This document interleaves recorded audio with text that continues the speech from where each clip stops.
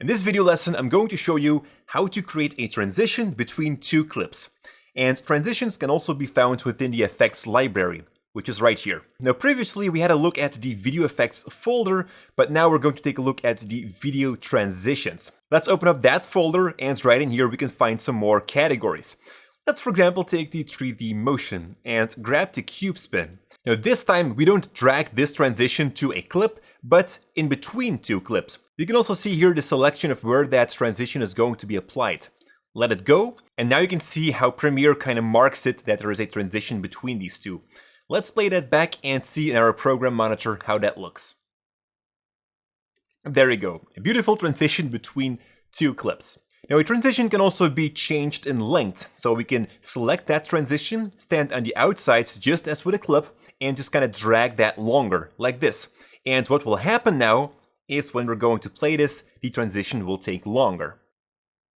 And I'm having trouble playing this back, so what I'm going to do here is change my playback resolution to 1/4. Some transitions are also heavier for your computer to handle, and that's why you would also again see that red line here on top. I might need to render this, but I think it will go okay right now. There you go. So that takes longer. If we're going to drag this shorter, that transition will go faster, of course. Like this.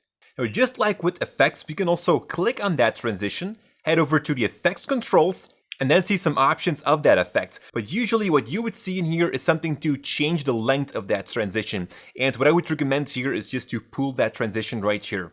Some transitions might have some more options. If we're going to scroll down below here, we can, for example, set it to reverse. So that means that the cube spin will go the other way around. Let's have a look, like that. And there might be some more options in here, but usually it's pretty basic. Now, something very important to understand with transitions is that you are actually using a larger part of your video clip.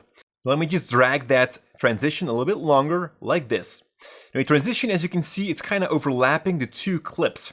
In the beginning of that transition, right here, you will already see here on the right side in my program monitor, the second clip in my timeline, which is clip number 14.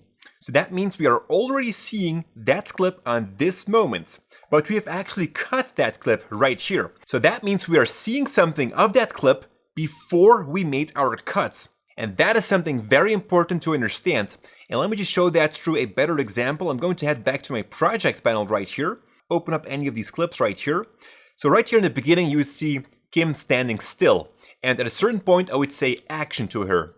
And right here, she starts playing her role. So at this point, I might want to set my in point like this. Then scrub a little bit further in time and then set my out point. I'm going to drag this right here to my timeline like this. Let me just remove clip number 14 for a moment like that. And align clip number 11 to clip number 3. Head back to my effects controls and drag that cube spin back into it, like so. Let's also drag that cube spin a little bit larger. Now let's have a look at the beginning of that transition. What you would see right now here is Kim standing still in that first part. And that is because we are showing a little bit before we've made our in point, which is something very important to be conscious about. Because what you sometimes might want to do is lay your in point a little bit further so that you pay attention to the transition that you're going to apply.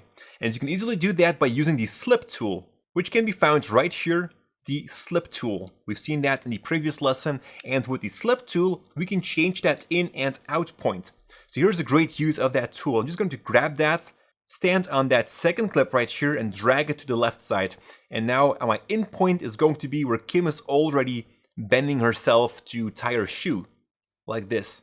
It's actually a little bit too far, my in point, but that's okay because my in point is moving up to the left side anyways because of this transition. Let me just pull this transition even a bit longer like that so that you can definitely see it well. Right here, now she's bending. And it's actually at this point right here where we set our actual in points. I'm going to delete this clip again. And what I'm going to do now is right click here in my source panel and head over to clear in and out.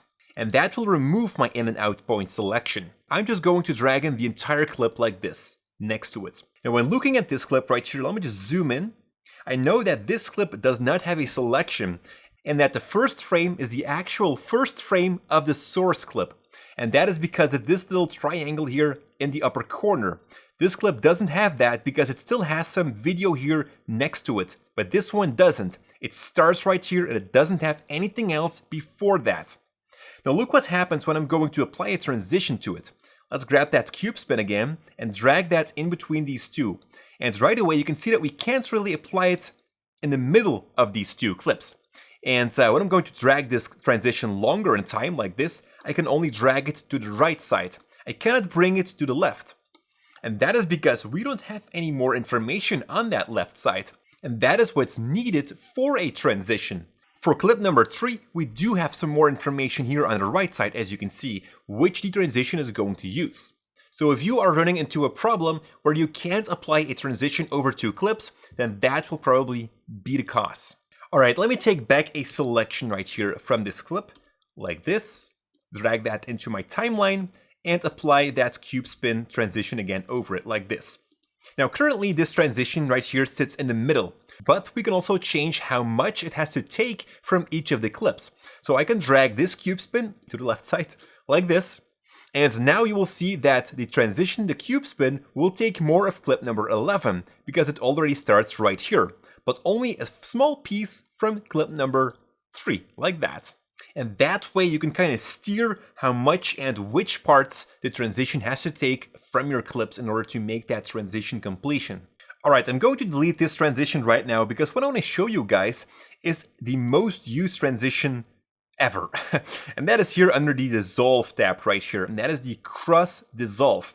You can also see that there's something different with this transition right here. Let me just zoom in again on it. It has this blue selection around it, and that is because this transition right here is set as the default transition because it's just used so many times. And let me just show you first what this transition does. I'm going to drag this in between these clips, and that will just kind of create a fade between these 2 clips, like this. If we are going to apply this on the end of a clip, like that, you will see that it will fade out to black because there is no other clip next to it. So that is why it's used so often. I'm going to delete these 2 again because since they are set as the default transition, I can actually apply them through a shortcut because we also use them so often. What I can simply do is select either the intersection between 2 clips or the end of a clip, and then just press Ctrl D or Command D for the Mac users, and that will apply that transition to the clip. I could also select it right here, hit Ctrl D or Command D to make a transition over 2 clips. Now something that I see happening with many of my students is this problem right here. Let me just delete these 2 transitions again. They have this very tiny gap between their 2 clips. Let me just trim it like that. There we go. As you can see, we have a very tiny gap between the 2. But because we are zoomed out like this, we don't really see that gap. And then people want to apply a transition between the 2 and they do this, and then they realize, why isn't this transition going over the 2 clips? Now it's just fading the one out and it's starting the other clip. Well, that is because of that small gap. You always want to make sure that your 2 clips sit next to each other like this, and then you can apply the transition over it. Now let's assume that you would like to set another transition as a default because you happen to use that one more often. Let's pick something else right here. Let's head over to the iris and let's take the iris diamond. Let's say that you want to set this as your default transition. Well, then you can do that by simply right-clicking onto it and say set selected as default transition. And now you will also see that this transition gets that selection. And now you know that this is your default transition, and we can apply that. Let me just delete this one right here by selecting 2 clips in between and hitting Ctrl D, like that. And now we can have a look at the iris transition, like this. Now something else where transitions are also used very often is with audio. I'm going to delete the clips here in my timeline, and what I'm going to do is drag in this clip again, but completely with its audio as well. There isn't much audio in it, it's just some background audio. I'm just going to drag this one into it as well. There we go, we got a little bit audio in there. But when I'm going to play this right now, you will hear that in between these 2 clips, you have kind of this clicking sound, because we're suddenly going from one soundscape to another. Let's have a listen. Now that was minor because there isn't much background noise here, but if you would have driving cars in the background and you would suddenly cut your clip right there, then those cars or the sound of those cars would suddenly drop off as well. So that's why you kind of want to add a smooth transition in between. let's go back to the effects library and head over to the audio transitions right here. And right here we can find the crossfades, and these are pretty much the same. You can see that the constant power is set as the default selection, so we're just going to apply that, drag it in between those two audio clips. And what it will do now is smoothly attach the two soundscapes to each other, and that way you don't have that hard cut in between. It's just much more fluent and also more pleasant for the audience to listen to. Let's have a listen. There we go. It's again minor, but I think that you understand how it kind of works.